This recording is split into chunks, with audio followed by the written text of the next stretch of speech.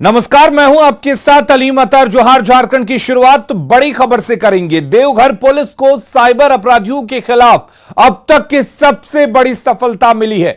देवघर के 5 थाना क्षेत्र में एक साथ छापेमारी कर देवघर पुलिस ने 22 साइबर अपराधियों को गिरफ्तार किया है। देवघर मुख्यालय डीएसपी ने इसे पुलिस की सबसे बड़ी कार्रवाई और सबसे बड़ी सफलता बताया। 22 गिरफ्तार साइबर अपराधियों के पास से 27 मोबाइल फोन, 97 सिम कार्ड जब्त किए गए हैं। वहीं 5 एटीएम कार्ड, 5 पासबुक, 4 चेकबुक और 1 बाइक के साथ 7,000 रुपए नकद भी बरामद किए गए। गिरफ्तार किए गए साइबर अपराधियों में से 3 अपराधियों का पुराना आपराधिक रिकॉर्ड भी रहा है। लगातार मिल रही जानकारी के आधार पर साइबर सेल की मदद से छापेमारी अभियान को अंजाम दिया गया, जिसमें 22 अपराधियों को गिरफ्तार किया गया। मरगमुंडा थाना अंतर्गत करो थाना अंतर्गत जगगाटी, मधुपुर थाना अंतर्गत मवा ढाबर, लखनऊ, मोहनपुर थाना अंतर्गत 5, नगर थाना अंतर्गत बरमसिया से कुल 22 साइबर अपराधी गिरफ्तार हुए। उनके पास से मोबाइल के रूप में 27 और सिम कार्ड कुल 97 और एटीएम 5, पासबुक 5, चेकबुक 4 और 1 बाइक नगद के रूप में 7,000 रुपये बरामद। और वहीं हजारीबाग में भी साइबर अपराधियों पर पुलिस का शिकंजा कसा है। हजारीबाग जिले के बंडा सिंगा से सेक्सटॉर्शन के नाम पर साइबर ठगी का काम करने वाले 6 लोगों को गिरफ्तार किया गया है। एसपी ने बताया कि ये लोग लड़कियों की तस्वीर दिखाकर लोगों को ठगने का काम करते थे। पकड़े गए अभियुक्त ने पुलिस के समक्ष अपना दोष स्वीकार किया है। ये लोग वेबसाइट पर फर्जी आईडी बनाकर सर्विस प्रोवाइड कराने के नाम पर लोगों को झांसा देकर ठगी करते थे। गिरफ्तार अपराधियों पर मामला दर्ज कर पुलिस कार्रवाई में जुट गई है। गोरा थाना अंतर्गत बंडा सिंगा गांव में 4 व्यक्तियों को हम लोगों ने गिरफ्तार किया। इस गिरोह का जो सरगना है किशोर साव, इसके पास से हम लोगों ने एक सैंट्रो कार बरामद की है, एक बाइक बरामद की है, कई सारे chequebook, passbook, ATM accounts, ATM cards, debit cards, ये हम लोगों ने इनसे बरामद किए हैं। इन लोगों का भी जो मोडस ऑपरेंडी था वो यही था कि ऑक्लूट या स्कोका जैसे वेबसाइट्स पे ये फर्जी नंबर डालकर भोले भाले लोगों को निशाना बनाते थे। उनको फिर उसी आधार पर ब्लैकमेलिंग करके उनसे पैसा तशीलते थे। इसको हम लोग एक तरह से सेक्सटॉर्शन कह सकते हैं और ये सेक्सटॉर्शन के तहत ही इन्होंने इतना संपत्ति अर्जित किया है। साइबर अपराधियों पर पुलिस का शिकंजा कसता जा रहा है। आपको दिखा रहे हैं 2 तस्वीरें जो ये बताने के लिए काफी हैं कि हाल के दिनों में जिस आसानी से साइबर अपराधी लोगों को झांसा देकर चूना लगाते थे वो अब उतना आसान नहीं रहा। आप ये तस्वीरें देख सकते हैं। पहली तस्वीर देवघर की है, जहां से कल 22 साइबर अपराधी गिरफ्तार किए गए। इसे साइबर अपराधियों के खिलाफ अब तक की सबसे बड़ी सफलता माना जा रहा है। वहीं दूसरी तस्वीर मंगलवार की है, जहां दिल्ली पुलिस की साइबर सेल ने जामताड़ा, देवघर और गिरिडीह से 14 साइबर अपराधियों को गिरफ्तार किया था। इन अपराधियों पर 1 करोड़ 20 लाख की ठगी का आरोप था।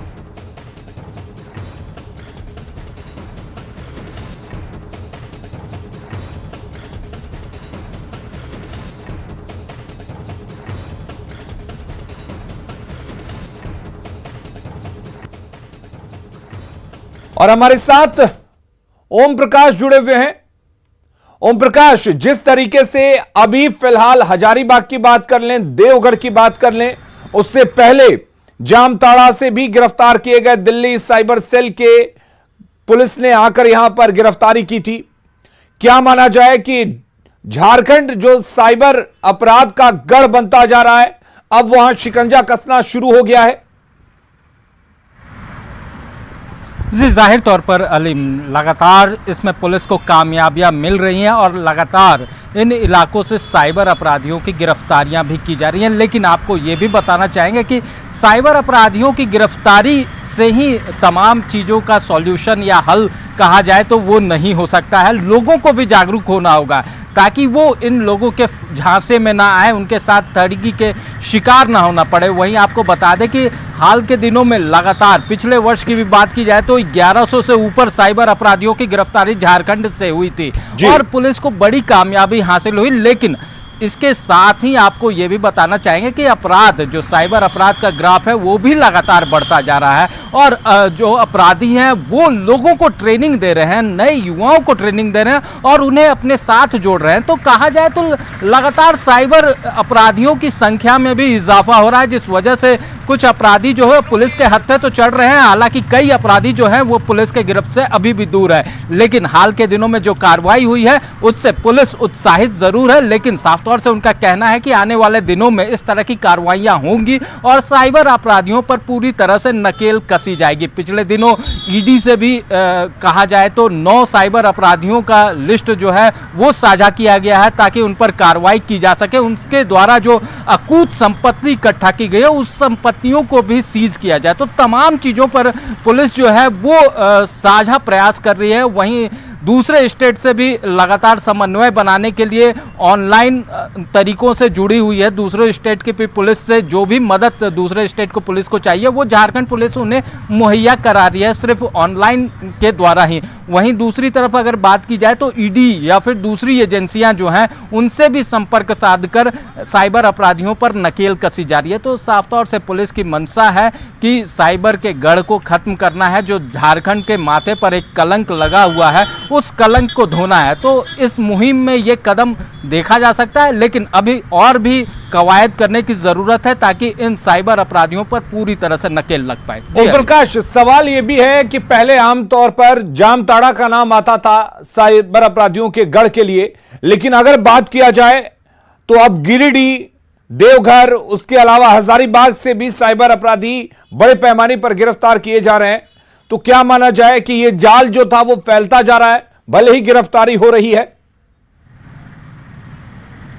जी, जाहिर तौर पर, क्योंकि अगर देखा जाए तो पहले जो एक कुनबा था वो सीधे तौर पर जामताड़ा पर ही केंद्रित था, लेकिन धीरे धीरे उसका दायरा बढ़ता गया।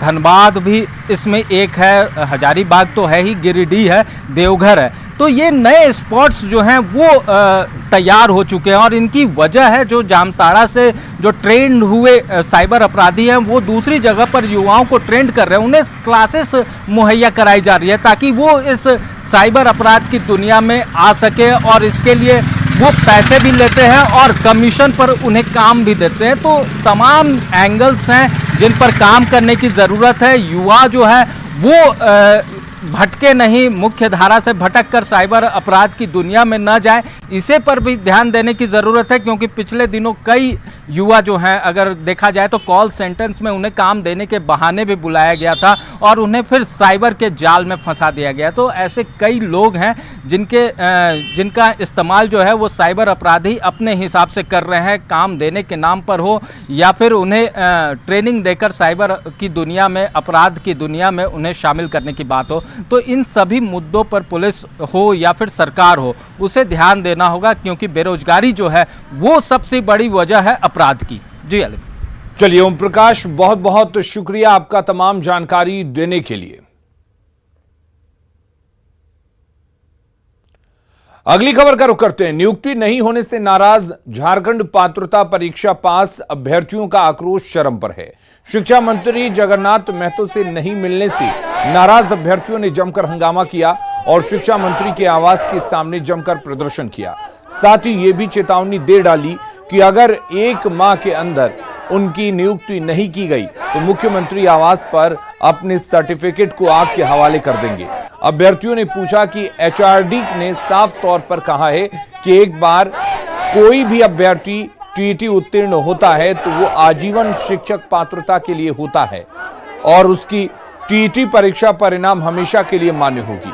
ऐसे में दोहरी भूमिका क्यों निभाई जा रही है?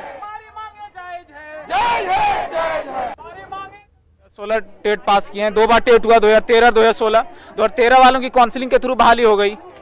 2016 लोग 4 साल 5 साल होने को है, तब से इंतजार कर रहे हैं और अब सरकार कह रही है कि हम नई नियुक्ति नियमावली ला रहे हैं आपकी बहाली के लिए। जब हमारी जेटेड जो है वो 2012 नियमावली के तहत हुई है, तो आप बीच में नियमावली कैसे चेंज कर सकते हैं? आप बीच में जेएसएससी का भी हाई कोर्ट का भी ऑर्डर आया था जेपीएससी के मामले के, बीच में आप नियमावली नहीं चेंज कर सकते हैं। गोड्डा के हरिपुर में पेंशन और आवास दिलाने के नाम पर ग्रामीणों से ठगी का मामला सामने आया है। ग्रामीणों ने गुड्डू सिंह नाम के शख्स पर आरोप लगाया है कि इंदिरा आवास और पेंशन दिलाने के नाम पर 50 लोगों से पैसा लिया है और 1 साल से दौड़ा रहे हैं। जब ग्रामीण पैसा मांगते हैं तो वो दबंगई दिखाता है, डांट कर भगा देता है। आरोपी शख्स ने किसी से 5,000 तो किसी से 50,000 रुपए तक लिए हैं। वहीं डीडीसी ने कहा है कि कोई लिखित शिकायत नहीं मिली है, अगर शिकायत मिलती है तो कार्रवाई की जाएगी। पूरे साल लेल पैसा विधा पेंशन करो 5,000 और 65,000 लेल इंदिरा आवास करो कि 3 तो घर तोरो हो रही छो, तो आज दे पैसा तो गुरफत हमरो बेटा उठाए के 70,000 पुराई दिन सब और अभी तक कुछ नहीं मिल रहा। पूरे मामले की जानकारी मुझे नहीं है, मुझे आप ही के द्वारा जानकारी मिल रही है, लेकिन यदि लिखित रूप से किसी के द्वारा शिकायत की जाती है तो उसकी जांच की जाएगी और अगर साक्ष्य मिलता है तो उस पर तत्काल कार्रवाई भी की जाएगी। एमआरपी से अधिक कीमत पर शराब बेचने की खबर न्यूज 18 पर चलने के बाद असर दिखने लगा है। उत्पाद विभाग के सहायक आयुक्त ने निर्देश जारी कर सभी दुकानों पर एमआरपी का नया लिस्ट लगाने को कहा है। वहीं कोई भी सूचना देने को लेकर एक व्हाट्सएप नंबर भी जारी किया गया है। रांची से मामले की जानकारी दे रहे हैं न्यूज 18 संवाददाता ओम प्रकाश।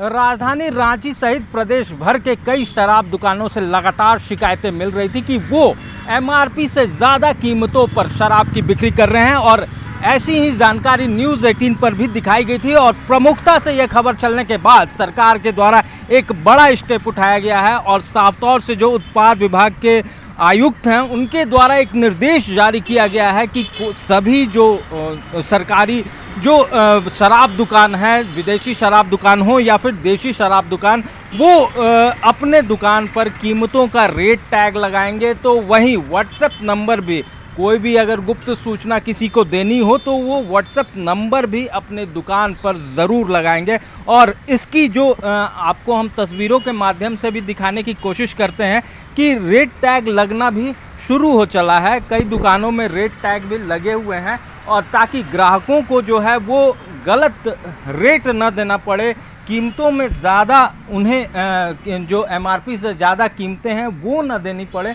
तो इस तरह की तमाम जो चीज़ें हैं वो यहाँ पर शुरू की गई हैं। वहीं व्हाट्सएप नंबर भी यहाँ पर जारी किया गया है। तो कहा जाए तो पूरी तरह से अब ग्राहकों को सुविधा देने को लेकर तमाम चीज़ें जो हैं वो की जा रही हैं और इसकी ही तस्वीर हमें देखने को मिल रही है। कीमतें जो हैं वो किस तरह से, आप लोगों ने रेट टैग भी लगा दिया है, सारा चीज़ हमारा व्यवस्था टंच किया हुआ है।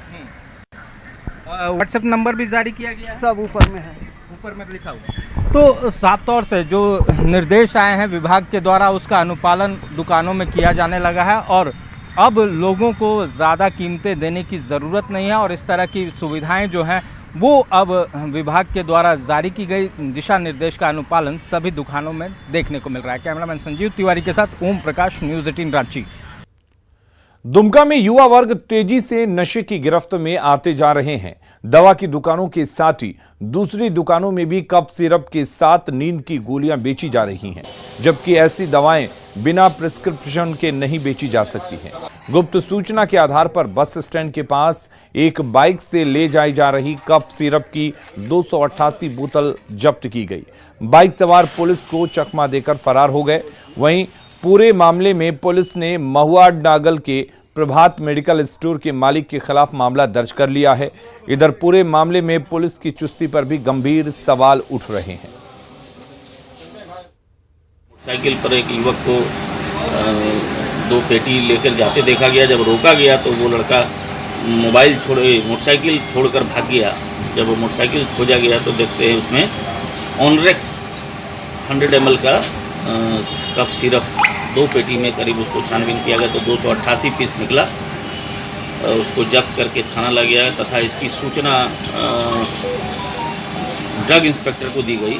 बाद में ड्रग इंस्पेक्टर आए और उसकी सारी जांच किए तो उनके द्वारा ये बताया गया कि ये अवैध है तत्पश्चात इसकी प्राथमिकी दर्ज की गई। प्रभात मेडिकल के मालिक जो हैं उन्हीं पर प्राथमिकी दर्ज की। और नशे के बढ़ते कारोबार और पुलिस की लापरवाही पर गंभीर सवाल उठ रहे हैं। गुप्त सूचना के बाद भी अलर्ट क्यों नहीं थी पुलिस? सवाल यह भी कि पुलिस को चकमा देकर आखिर बाइक सवार कैसे भाग गए? और सवाल यह भी कि क्या चेहरा चमकाने के लिए थी पुलिस की कार्रवाई? क्योंकि जो तस्कर थे, अवैध दवाइयां लेकर जा रहे थे, उनको गिरफ्तार नहीं किया जा सका, वो फरार हो जाते हैं। जबकि पुलिस अब जब्त दवाओं के हवाले से कार्रवाई की बात कह रही है।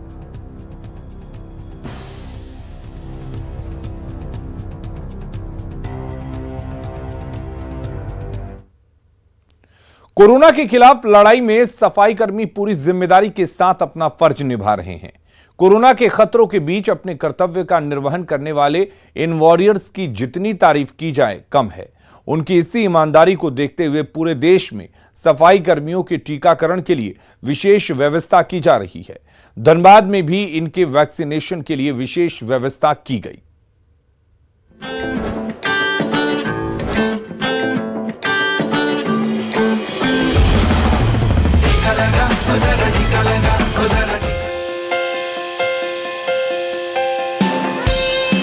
कोरोना महामारी की तीसरी लहर के मंडराते खतरों के बीच डॉक्टर और मेडिकल स्टाफ पूरी जिम्मेदारी के साथ लोगों को संक्रमण से बचाने में डटे हुए हैं। लेकिन एक और योद्धा है जो कोरोना के खिलाफ जंग में चुपचाप लोगों को संक्रमित होने से बचा रहा है, और वो है सफाई कर्मी, जो ना तो अपने काम का ढिंढोरा पीटते हैं और ना ही अपनी तारीफों के पुल बनवाना पसंद करते हैं। वो चुपचाप बस अपना काम कर रहे हैं। लेकिन सच यही है कि कोरोना के खिलाफ जंग में इनके कंधों पर बड़ी जिम्मेदारी है, और ये बड़ी ईमानदारी से अपनी जिम्मेदारी का निर्वहन भी कर रहे हैं। और इन्हीं वॉरियर्स के लिए Dhanbad Ambedkar school of martial arts ने धनबाद में विशेष टीकाकरण कैंप का आयोजन किया, जहां सफाई कर्मियों का टीकाकरण करके उनके काम को प्रोत्साहित किया गया। देश और जिला का जो सफाई करने का काम करता है, ऐसे समाज के लोगों को के ऊपर किसी का ध्यान नहीं जाता है। हम वो समाज के लोगों के लिए टीकाकरण का अभियान का कार्यक्रम रखे हैं।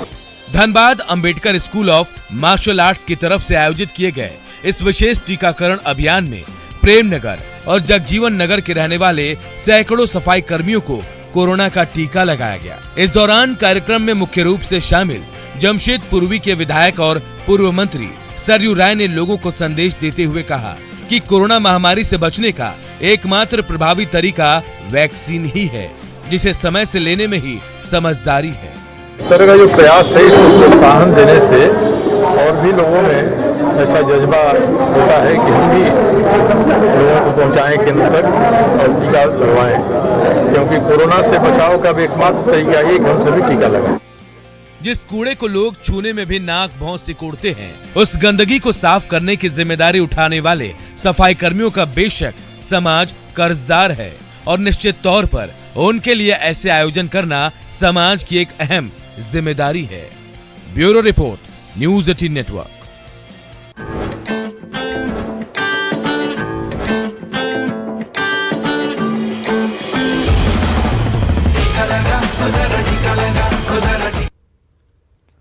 और अब देखते हैं झारखंड